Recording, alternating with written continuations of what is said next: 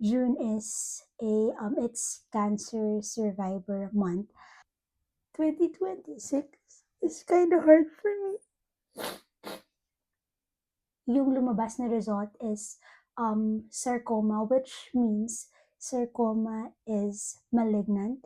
So it is cancerous. Sarcoma is a rare cancer. Rare siya guys, pero sa akin parang napunta.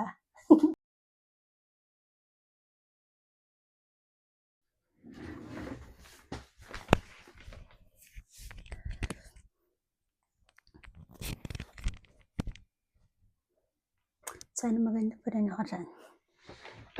Okay. So, hey friends, I am back. So, I think it's been a month since our last upload. Our last upload was actually my surgery dito sa mandibular mass natin.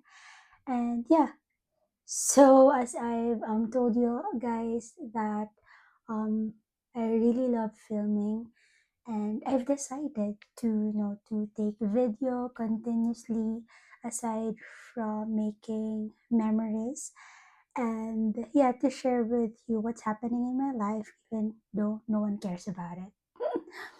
But yes, so to continue, I will not make this video as you know like too emotional.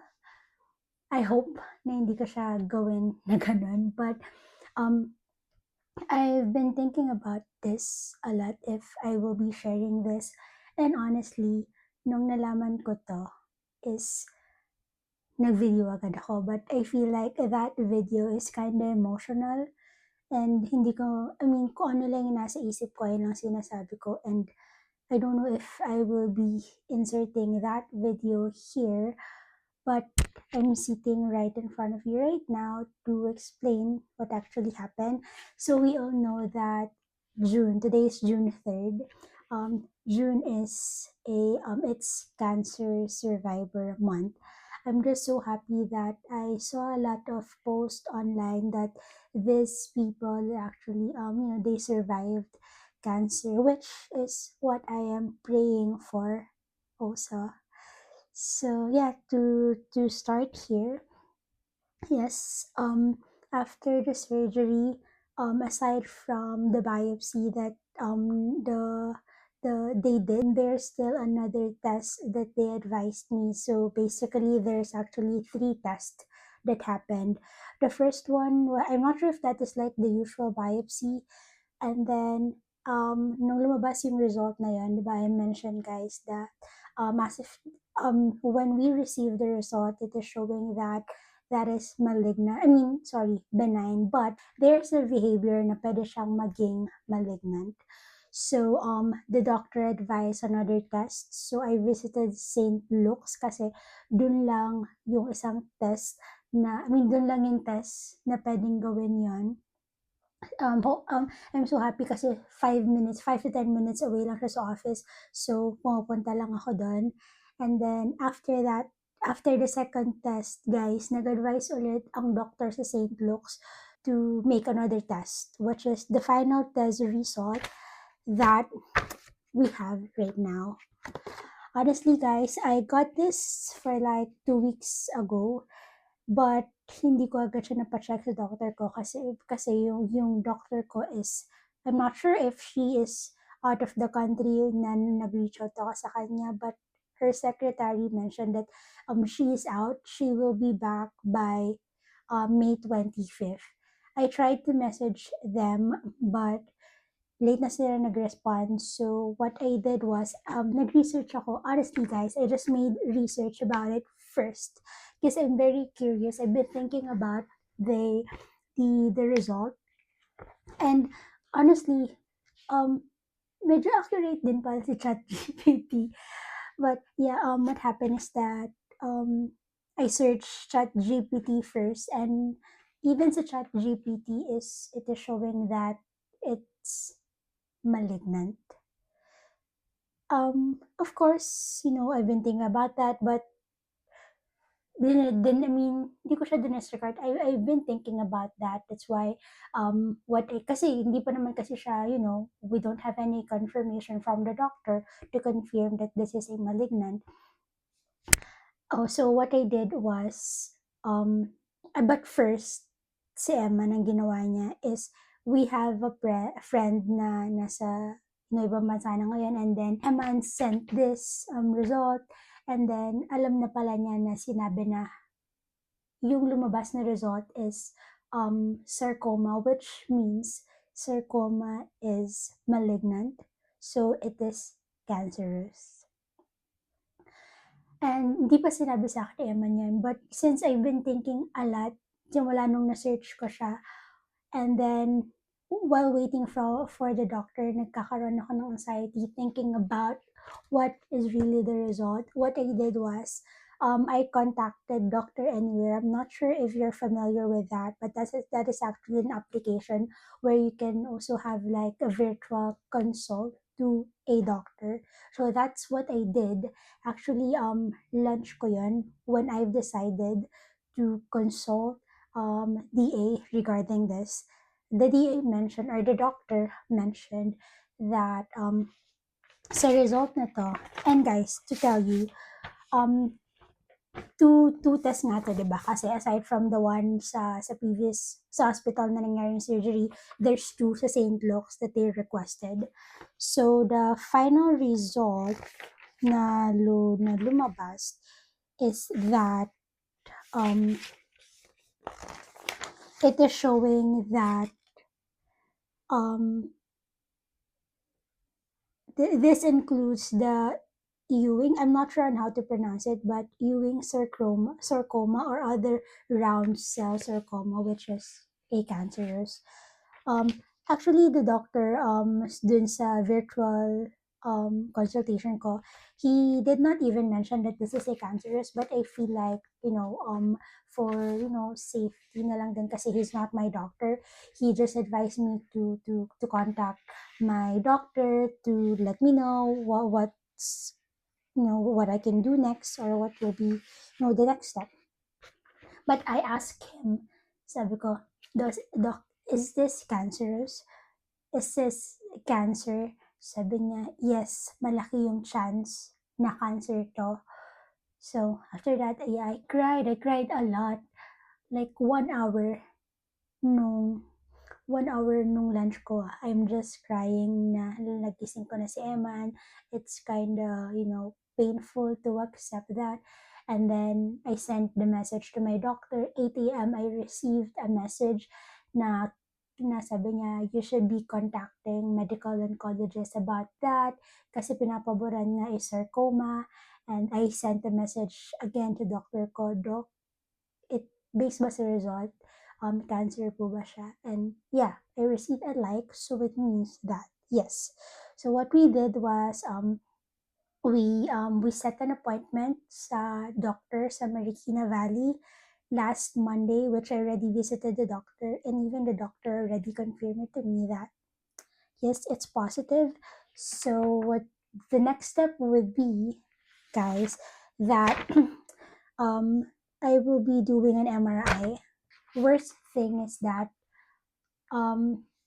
after this MRI, what they're thinking is that if I need to go on another surgery, but kasi may natira siya, guys, may natira sa tinanggal, I mean, hindi talaga siya fully natanggal yung after ng operation ko, meron pa siyang natira. And then, I thought namamaga lang siya. But after, it's been 2 months since my operation and bumalik yung bukol, I can feel it, and pinakita ko rin sa doctor ko na meron talaga. So sabi niya, after the MRI, it's either I need to go on another operation to remove this, but may possible na pwedeng magalaw yung panga ko, which can cause na ma-deform yung face ko. But sabi niya, pwede naman yung operation na they will get, bones, I don't know if which part of my body, na syempre tanggalin yung panga ko to fully remove, including the bukol. So, kailangan nilang palitan yung bone na matatanggal dito para para maging okay na ulit yung formation ng face ko. That's one. But, sabi niya rin, merong sarcoma. Honestly, guys, even the doctor, actually, nahirapan siya sa case ko because sarcoma is a rare cancer. Rare siya, guys, pero sa akin pa napunta. Yeah, but sa akin pa siya napunta. I don't know why, but yeah.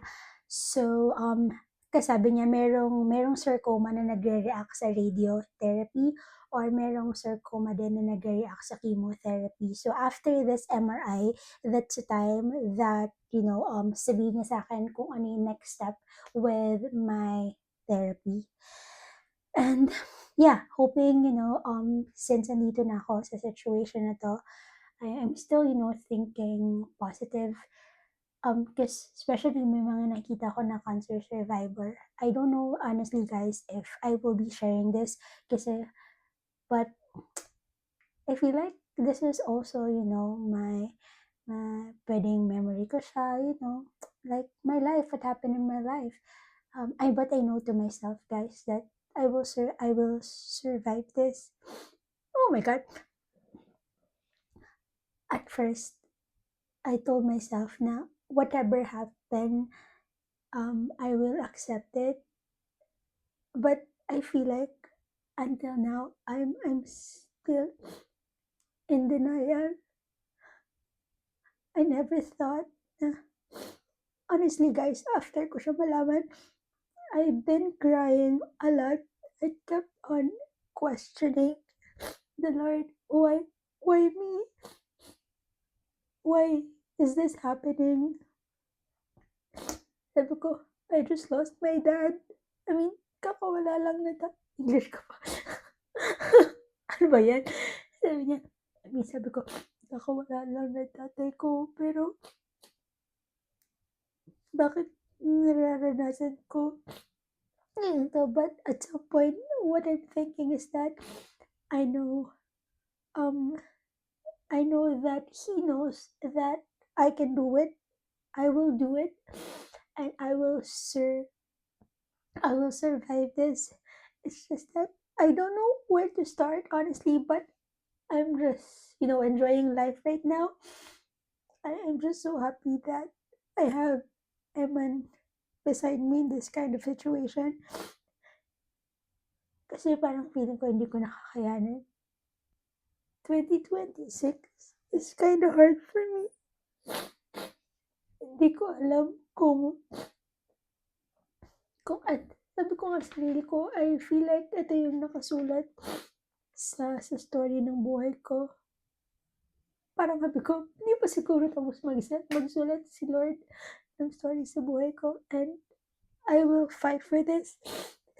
Sabi ko, bahala na, basta kakayanin ko, and I know to myself that kakayanin ko kung ano man yung mangyayari sa mga susunod na araw. Oh my God. But yeah, ayun lang, guys. I hope na magtuloy-tuloy yung magandang mangyari after this. And then, yeah, I guess I'm just, if I still can vlog this, if I want to upload this, I will definitely do so. But right now, what makes me feel comfortable is that speaking in front of the camera right now, filming whenever I'm alone, and expressing what I want to say right now. But yeah, I hope, guys, you will also, be here with me. I will appreciate all your prayers. There are a lot, so many friends, family na, at first tinago ko, but hindi ko alam. Pero I know to myself na I will survive this, that He will be with me through this journey.